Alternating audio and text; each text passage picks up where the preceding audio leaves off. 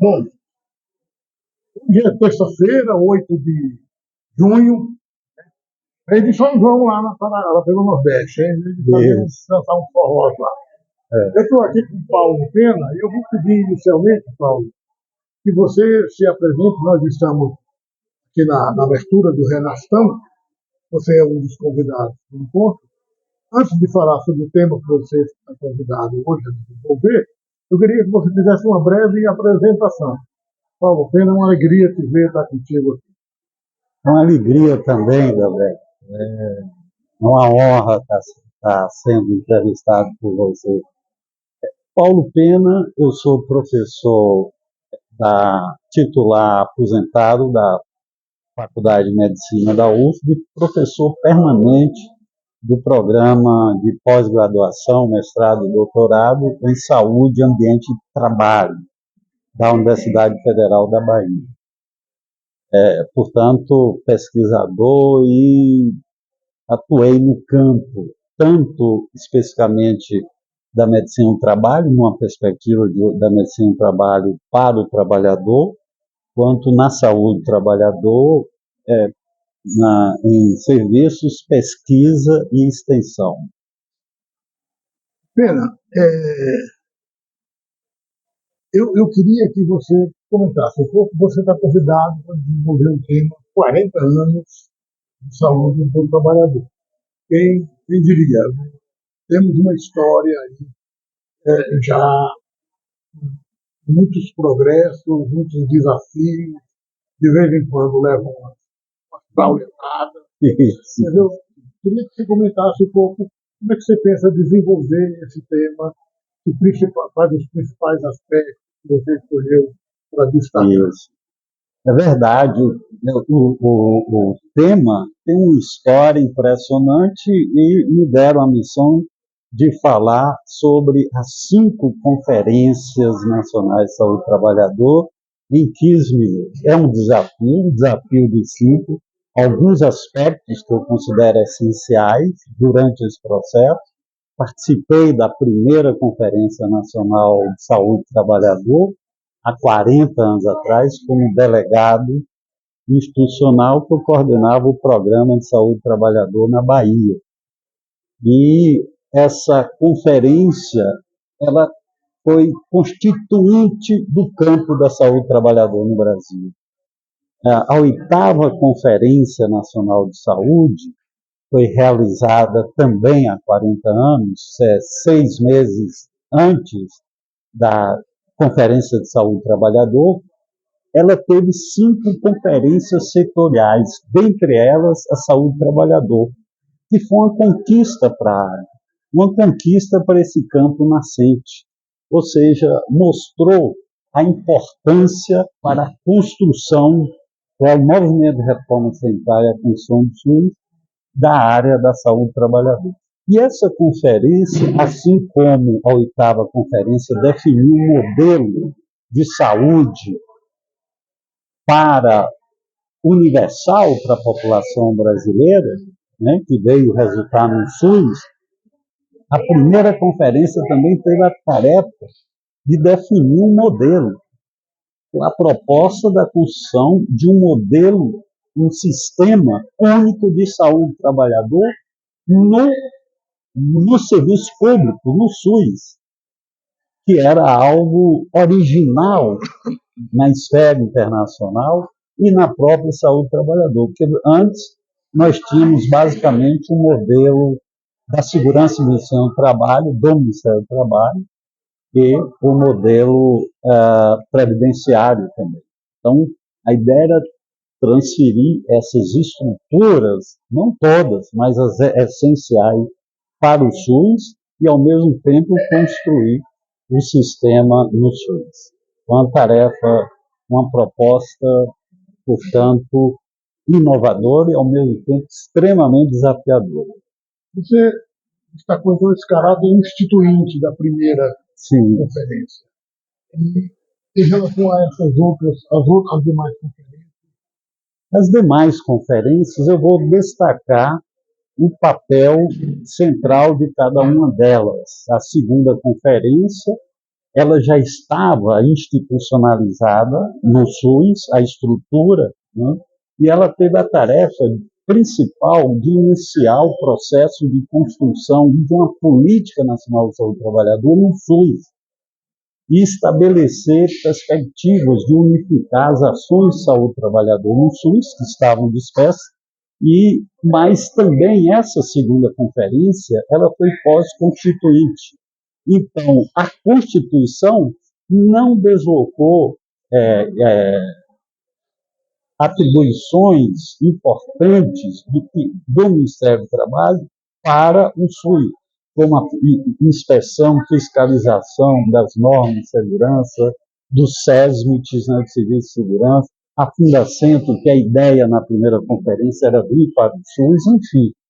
Ficou, então, um modelo duplo, com dificuldades, às vezes cooperação, mas às vezes concorrência. A terceira conferência, ela já foi após o decreto que instituiu a Política Nacional de Saúde do Trabalhador.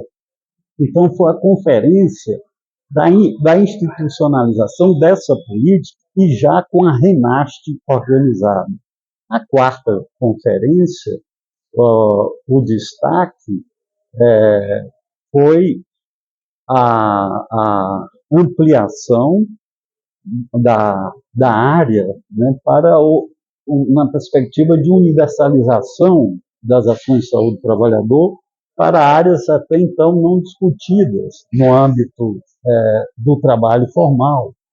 A inclusão de discussão como a questão do racismo, comunidades quilombolas, comunidades, portanto, a questão de gênero, né, foi introduzida na quarta conferência, inclusive em decorrente da Política Nacional de Saúde do Trabalhador e da Trabalhadora. E a quinta conferência, ela inovou essencialmente com as conferências livres, isso, conferências livres, obrigado, com as conferências livres, que abriu uma perspectiva enorme e menos tecnocrática de participação. E, em síntese, nós tivemos derrotas dessas conferências, mas elas permitiram a construção, por exemplo, de uma reflexão sobre a ampliação da saúde do trabalhador, que tinha uma origem europeia e sindical, e ao mesmo tempo centrada na área industrial, para uma conferência ampla, uma perspectiva de incorporação das questões raciais, étnicas, associada aos problemas ambientais, ou seja, construir uma saúde do trabalhador verdadeiramente afro-brasileira, ligada à nossa realidade. Esse, eu creio, que foi um dos aspectos centrais. Mas um dos aspectos mais problemáticos, aí, lembrando, a saúde do trabalhador estava dentre as 5 áreas da 8ª conferência. Foi institucionalizada num departamento e agora está numa coordenação.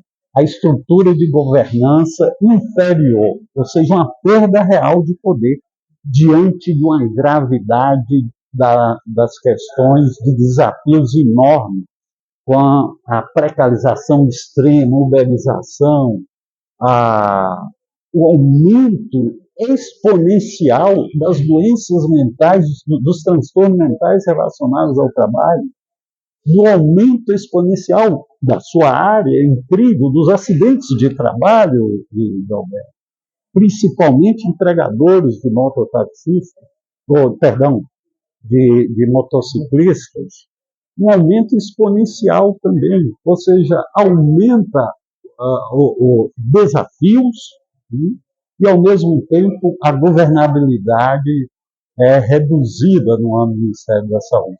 Esse é um dos principais problemas. Mas, em geral, essas conferências significaram um espaço fantástico de democracia, fortalecimento da democracia, de diálogo entre o controle social, os usuários, como usuários, os gestores, os profissionais, enfim, elas tiveram e têm um significado fundamental na construção da nossa saúde do trabalhador e na manutenção de utopias da primeira Conferência de Saúde do Trabalhador. Em linhas gerais, é isso. Eu gostei muito desse painel e uma das coisas interessantes é que são 40 anos de muitas mudanças na sociedade. Então, esse bebê, essa nova proposta de institucionalização da coisa, vai tendo que se deparar com novos desafios. Você citou vários, como, por exemplo, a emergência, o crescimento da sociedade. Podemos chamar de movimentos identitários. Isso. Mas também muitas mudanças no mundo do trabalho. E com os avanços do neoliberalismo, assim, muitas ameaças e derrotas. Enfraquecimento do movimento sindical, desmonte do aparelho do Estado. Muito legal esse resgate que você fez. Eu queria só que você pontuasse, chamando a atenção para uma coisa que essa construção é uma construção coletiva e de aliança com atores. E aí eu queria lembrar a questão da universidade, onde você migrou, né, e se inseriu, e lembrando que você foi orientando de uma das figuras máximas que a gente teve de contribuição na construção desse campo, dessa área, não só do ponto de vista teórico, mas do ponto de vista dos desafios práticos. Eu estou falando, citando o Minário, mas são muitos outros. Eu queria que você comentasse um pouco essa construção ampliada. É verdade. O professor querido Carlos Minário, um dos nomes mais importantes, se não o mais importante, desde a concepção, a primeira Conferência de Saúde do Trabalhador, ele teve um papel central e durante todo esse processo de dificuldades, mas ao mesmo tempo de abrir horizontes para esse campo. Em momentos dramáticos, o período de ameaça do processo democrático e a situação que a nossa área enfrentou, todas as áreas, não só isso em geral, mas o nosso campo, né, de desmonte, de redução do poder institucional, mas que, ao mesmo tempo, esse papel do movimento sindical, crise do movimento sindical decorrente desse avanço, desse extremismo do neoliberalismo, ele impactou também, ou seja, não apenas a redução do poder de governança, mas também o poder de mobilização social.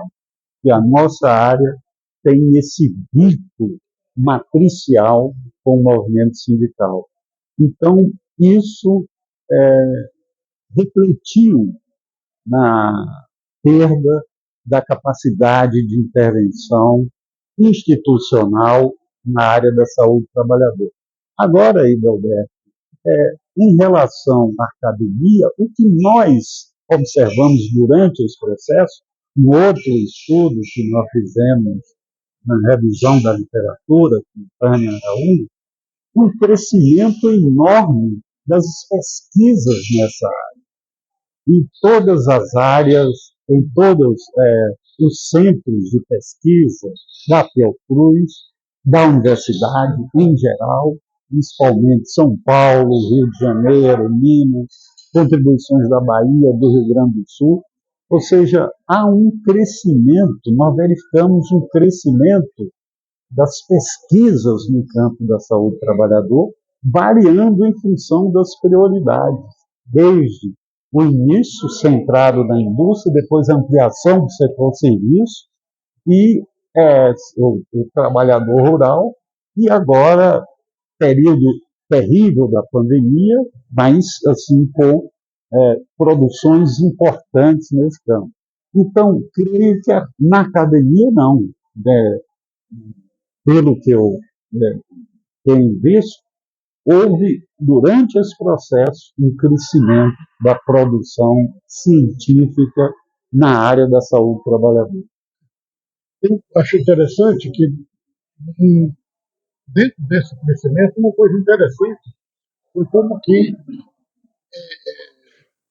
vou chamar assim, de militantes, técnicos, do, dos próprios Ceresp, foram procurando a, a, a, procurando a saúde do trabalhador, a universidade. Então, a gente orientou, né, muitos desses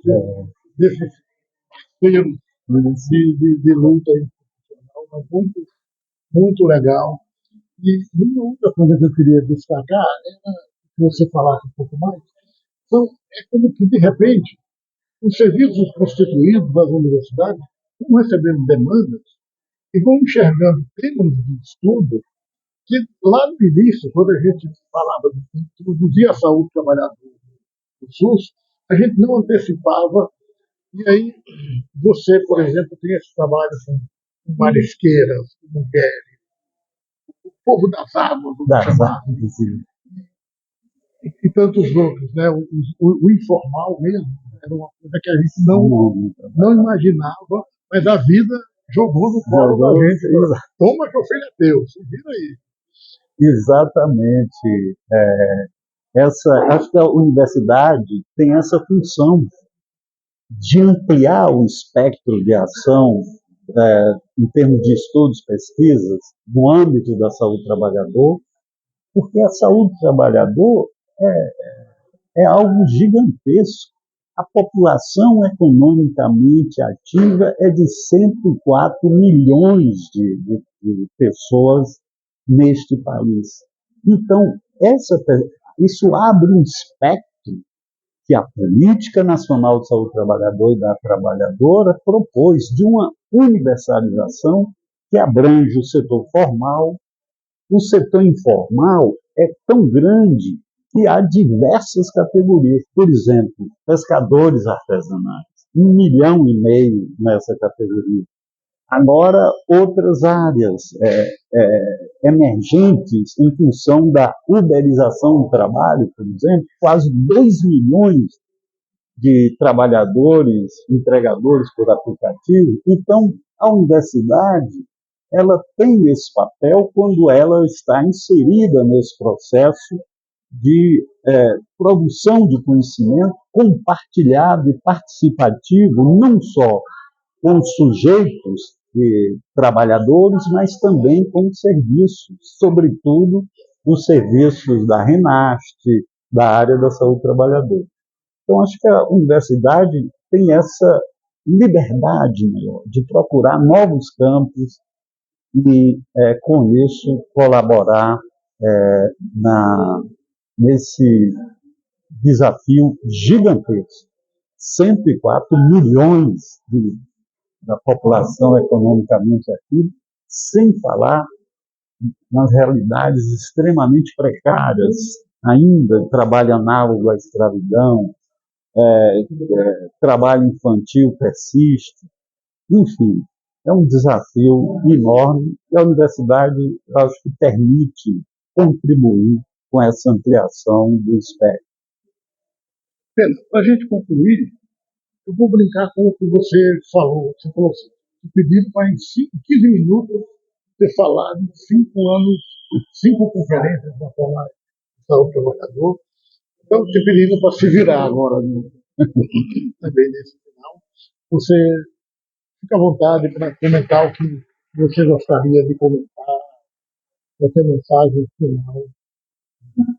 Olha, Roberto, em primeiro lugar, acho que nós tivemos uma experiência enriquecedora nesse tempo. Tivemos referências fundamentais, como Carlos Linhares e tantos outros. Eu entendo que tivemos a oportunidade de contribuir com a reflexão, com desafios, com ações nesse campo, na academia e nos serviços. Você, por exemplo, é uma referência nossa nessa condição. Agora, é preciso evidenciar a situação de crise no mundo do trabalho, associada à crise em relação ao ambiente, à crise climática e as novas tecnologias, a inteligência artificial, tudo isso traz elementos extremamente desafiadores, talvez para as próximas gerações de estudiosos do campo e de militantes nas lutas sociais. É a nossa esperança. Pena, muito obrigado. Eu que agradeço. Prazer enorme conversar com você.